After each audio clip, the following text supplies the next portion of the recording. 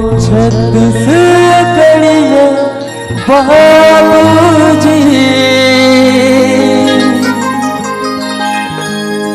रही थन सपाले आबूजी।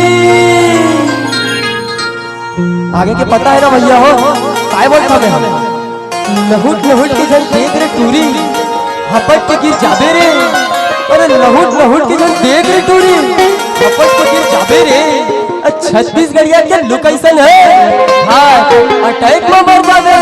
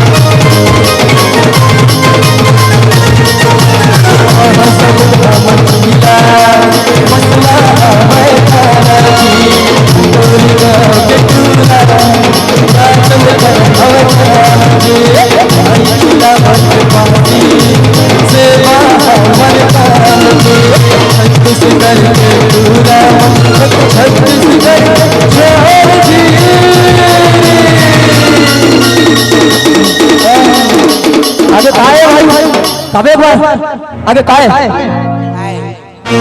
आगे काय जाता बतावे एक बार हम छत्तीसगढ़िया बाबूजी हम छत्तीसगढ़िया बाबूजी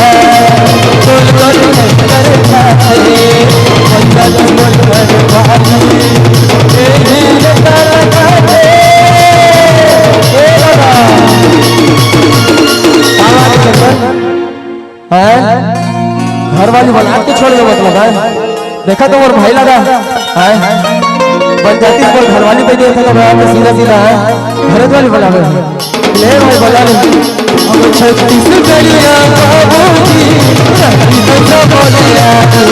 हम छत्तीसगढ़िया बाबूजी